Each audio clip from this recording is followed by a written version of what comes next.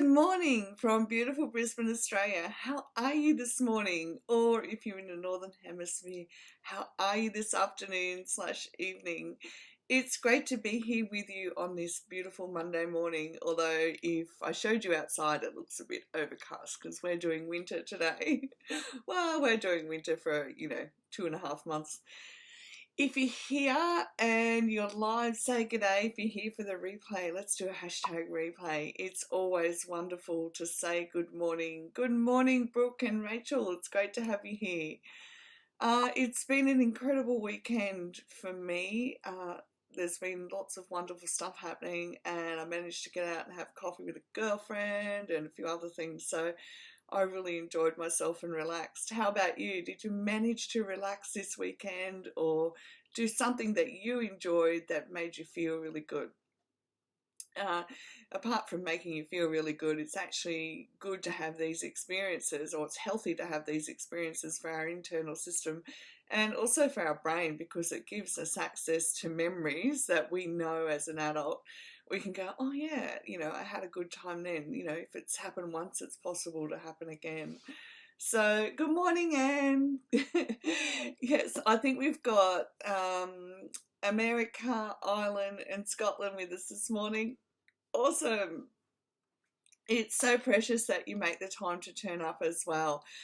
And I hope that you gain lots of information that you can help in your recovery to remission journey. Sorry, I'm just getting the infographic here so that I can see when people talk and I can keep on track without keeping you guys too long. So this morning I want to talk about recognizing depression and about my journey with it, because when I first went back to a doctor a number of years ago, and to be honest, I can't remember how long now. And Rachel, yeah, memory's challenging. I'm still putting together some information around our memory, because short-term memory is a known quantity where it's really hard for us to remember short-term stuff. And it just amazes me that even though I have an increased focus, I still forget stuff, but it is better than it was, I can assure you of that. Okay, so with complex PTSD and depression, that's what I was going to tell you about. So some years ago I went to the doctor and I said to him, look, I don't have depression, all right? I just don't. I'm happy, life is good. This is back when I was studying my counselling diploma. And I said, but the anxiety is crippling me, absolutely crippling me. The doctor sat there and said, well, they do go hand in hand, the anxiety and depression. And I'm like, it's the anxiety that's, just taking my life down this whole other path that I don't want to go down. And I refused to believe that I had depression. Now, I was right in that I didn't have depression as in, everyday, what my mind figured, was depression. You feel sad and down and everything. But what I found is it's really challenging to even see when depression's happening, because we haven't had the information that we need to know that depression is happening. So when I know who I am, which I know who I am, and feel connected, then I don't feel depressed, all right?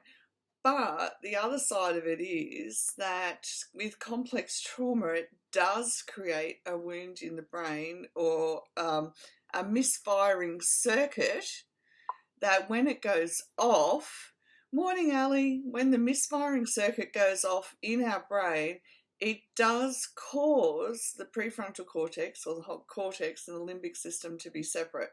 So it's like having anxiety, except that the misfiring circuit or rewiring or whatever the wiring's doing up there, I will get better language, I promise you.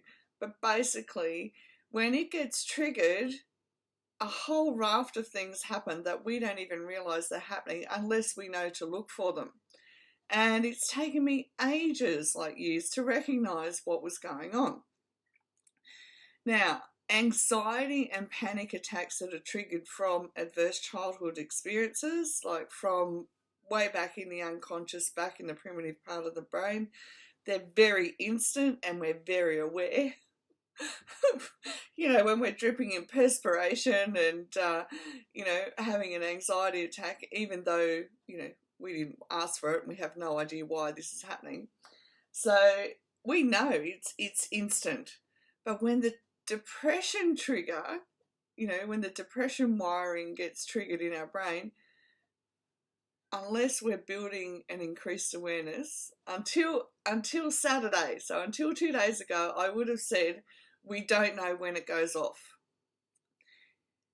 It is so insidious, so it pervades our day-to-day life. The trigger goes off, we don't know, because there's no instant physical result that we are aware of. Well, certainly for me, I was not aware of it. And then lots of things begin to happen. Now, some of those things are like when the prefrontal cortex isn't engaged. So our perception will be offline, our focus is offline, our ability to track time is offline. And that was one of the major things that first alerted me. I don't know if it was last year or the year before, but in recent times, that something was going on and I didn't know what it was. And it was probably a couple of years ago now. Sorry, I'm just thinking back. Yeah. So I became aware that even though I was putting in effort to have a structure to my day, like to get up, go to gym, do exercise, etc., I became aware that even though I was getting up and getting dressed and shoes on and ready to go, I couldn't actually move myself to go to gym. And I sat there and I'm like, this is nuts. How come I can't move? Get out of this chair and go to gym. It's not from a lack of will. And that's when I began to look into the depression side of things to find out what was going on. Now, I couldn't find out information at the time. And honestly, sometimes it's like pulling hair out of teeth to find this information for us as well. Well, admittedly, it was for me at first, because back then I wasn't even doing Facebook Lives. I just wanted my life back. And so what happened was I had been using a product that I wasn't 100% happy with. Like, it didn't have they all claim to have these amazing benefits and it just didn't happen. So I went down to the local, it's called Nutrition Warehouse in Australia. You could look it up, but basically I've done a video on the stuff that I take before gym, and it's natural, but always check with your doctor. I meant to bring you the jar of stuff. I'll put the link down below afterwards to the jar of stuff I use. And you don't have to go to gym to use it, but it would help. It gets our internal system moving. So it's like having an energy drink, except that it's not that bad. It's not like drinking copious amounts of energy drinks, which from my limited understanding are addictive. It's not like that at all. So what happened was, when I took this stuff, I was able to start going to gym. But then I became aware of losing vast tracts of time. And I could only see that upon looking back, that I hadn't got done what I wanted to get done. And I was like, man, what's going on? I'm doing everything possible to be well. And that's when I began to understand it was depression, because I was also, when it was in full-blown mode, I'd also just fall asleep at the drop of a hat. And that's one of the key indicators that the depression trigger has gone off, is the ability to, one of two things, or both can happen, is just fall asleep at the drop of a hat when normally we don't, okay? And then the other thing was, it can wake up and not be able to move. That happened to me one Saturday morning earlier in the year. I woke up and I knew there was no way I was going to be able to get out of bed, because you can just feel your whole body full of this thick fog, And when you try and move, like you literally feel yourself engaging your brain and you're trying to move and it's like, yeah, I know I'm not going to be able to move. And so I knew I had to go back to sleep. And like 3 hours later, and I'd already had a full night. And this is when we know it's depression.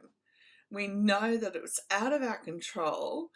And I actually found a video, which I'll put in down below as well, of a neuroscientist and anyhow, it starts with neuro, okay? And they study this, they study depression. And the part of the brain that they've found so far, they don't tell you what it is, it's just called CG25. What they found was when they stimulated that part of the brain, it's like the people that they did it for who are in corporate jobs and the depression hits them, right? So there's no known reason for it. The depression trigger goes off, this CG25, and when they stimulate that part of the brain, the people are like, yeah, now I feel like I can get up and do things again. And I'm like, yeah, can you just hook me up? Anyhow, it's with depression, they are still to this day working out what goes on. So anyhow, when I found out this information about CG25, I started turning around how I began to work with depression, because obviously those people in America, I'm in Australia, it's not going to happen. They're not going to hook me up to some stimulator anytime soon. So I went, okay, what can I do? So I wanted to turn it all around in order that I could begin recognizing when that trigger went off, all right? And it's been a bit of a journey to get there. But for the first time on Saturday, I actually had a deep awareness of, when the trigger went off. So I woke up, I felt good, and went out to coffee with my girlfriend, down at one of the local cafes. Oh, I think I posted you a picture of the nice coffee and cake. And we're sitting there chatting away. She's my best friend. And next thing you know, it's like this fog came over me and I just wanted to fall asleep straight away. And I'm like, oh my goodness, this depression trigger's gone off. So I sat there and I'm like, I'm either going to have to get up and go and just slow down, or I can try something different. So while we were talking away, I kept breathing slowly, breathing in and out. I kept grounding myself around the room. So I'd look around the room, and while we're having conversation, I'm noticing what's around the room, etc., etc. And eventually, I don't know how long it took. It wasn't anything quick. Eventually, I was able to override that trigger. And I went, oh my goodness, this means that eventually, so it won't be instant, it won't happen overnight, but eventually I'm going to be able to recognize when it goes off, and I am going to start now building into my routine some strategies, or actually I'm going to develop strategies around when that trigger goes off. But meanwhile, back in the early days, this is what I did to begin to recognize when it had gone off and I wasn't aware. All right. So I began to recognize when I was losing time through what I hadn't been able to do or achieve in my day-to-day life. And I couldn't do this daily. It was more a reflection of, for argument's sake, this year I'd planned to have X, Y, just my manual up online. It hasn't happened. It's March, 3 months into it. Why hasn't happened? And it was with large chunks of time like that I was able to start saying something's wrong, because I know who I am, what I want to do, but it's not happening.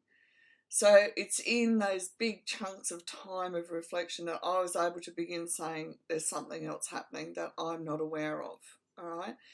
And this is why I found it so hard to recognize this, because I didn't feel depressed. All right. I didn't feel unhappy or down in the dumps. I was still able to get up and do obviously some things, but not everything. Well, not the one thing that I wanted to get done. So then I began to be intentional about my time. So I began to build into my day-to-day life time frames of what I wanted to get done and working with what I can get done, what I can't get done, in order that I could recognize, is it taking over? It's hard work, all right? And work with somebody to do this, because when you've got somebody else, it'll happen quicker. And also developing strategies and structure will help you as well. When we keep track of time, it's not a matter of every moment of every day. It's keeping track of what's happened today in reflection. So do your journaling at night. Look at what you wanted to set out to do today and what you weren't able to do, and then build into yourself this awareness of what's happening, why was I off track, am I not focused, etc., etc. And it takes time. But again, if you've got someone that you're working with, a therapist or a trauma coach, then you're going to be able to do this a lot easier, because they help you keep track of time. And I want you to remember, with complex PTSD, we need to work with somebody, otherwise we don't get the integration and the deep healing that we need. Make a note of a daily to-do list, but the night before, all right? This is one thing that I have built in habitually to my life, is to make it the night before, to put in a visualization into use my imagination and a visualization of how my next day, just one day, not any other day, just that one day, what it's going to look like, okay? Use products to help our internal system get moving, get our heart rate moving, because it does help us be able to override the depression and get up and move, all right? Well, for me it does. It definitely has helped me, and it definitely continues to help me. Doing the trauma-informed movement helps me continually develop an increased internal awareness, so that I can do these things, like recognize when certain triggers are going off, okay?